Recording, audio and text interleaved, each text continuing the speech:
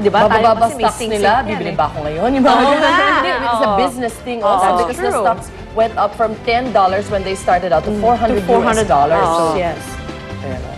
Tsaka iba, pag siya yung nag-i-introduce tsaka nag-launch ng produkto, talagang makikinig ka kay Steve Jobs. Galing-galing niya. Yung yung sales daw ng mga autobiography niya, biglang tumaas yan by 50,000%. Wow! Grabe, no? And there's one coming out daw kasi nag-cooperate siya with one writer who he gave all access to that one writer. Pumayag siya. Pumayag siya. I heard kapon kay Anderson Cooper. So aabangan natin yun because that's from, di ba, yung authorized sa pagkamatay niya. So, at kung si Steve Jobs ang nanguna sa pagpapalaganap ng tablet computer sa pamamagitan ng kanilang iPad, sa India naman, inilunsad na po ang world's cheapest tablet computer. Ito ang Akash na nangangahulugan ay Sky sa salitang Hindi na nagkakahalaga lamang ng $35 o mahigit 1,500 pesos.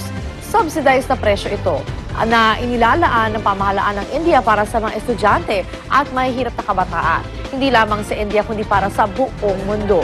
Ang mga estudyante na dumalo sa event, nakalibre pa at nakatanggap ng tablet computer. Gumagamit daw ito ng Google Android system at kayang kumonek sa wireless broadband sa kahit saang lugar. Which is good para sa mga estudyante kasi maraming eskwela ngayon na gumagamit na ng tablet for some of their syempre, mahal yan, di ba? So at least feeling nila nakakasabay sila sa mundo, di ba? At mura lang yan. Ang tanong mananalo pa ba ang mga zombies dyan? Ibig sabihin yung ang galaw kaya niyan, di ba? Syempre, marami testingin natin yan.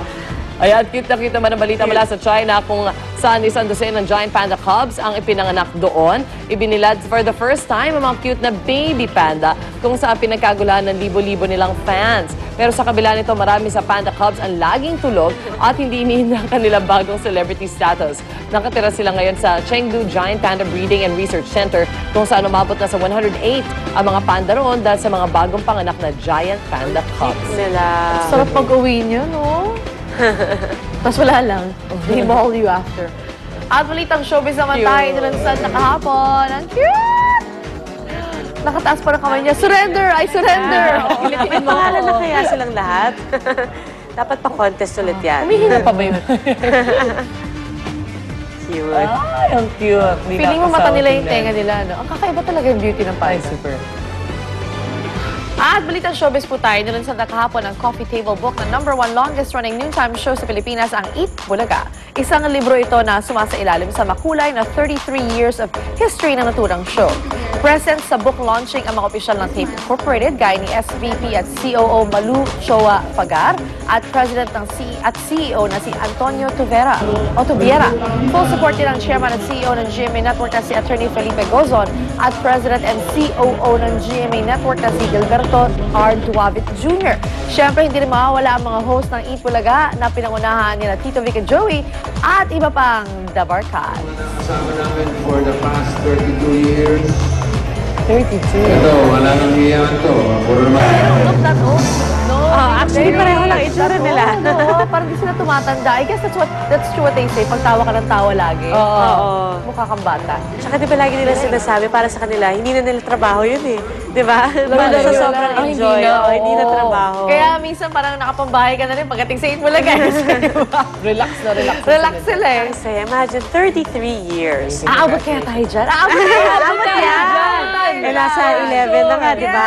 Maglo-launch tayo ng coffee table book. We're 1/3 of the way there. Unang hirit. Yes! At eto po sa mga bagong gising lang dyan, magta-12 years na po unang hirit. Good morning po sa inyo. At alam niyo po ba, eksaktong 79 days na lang, Pasko na.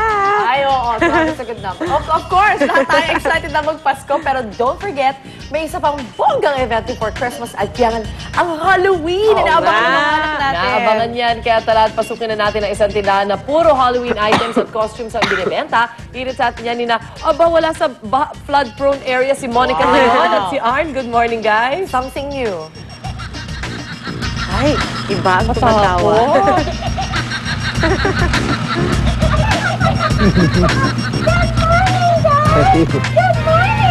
Hi, good morning, Mon. Ikaw ba yan?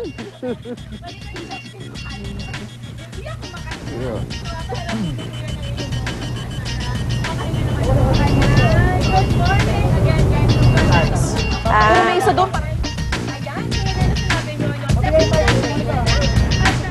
ba sila? Sinapihan ba? Hindi naman. Kaya para sa wala kasing sayang umaga, tambay lang dito sa #1 morning show dito sa buong mundo. Sa buong mundo na hindi naman. Pwede. Ito ang Unang Hirit! Pwede rin. Pwede, diba? Pwede. Dead mo na ang today show. Sa unang hirit, ang saya-saya. Sa unang hirit, unang hirit. Ang mas maganang pagsalubong sa inyong umaga ay hatid ng Unang Hirit at Select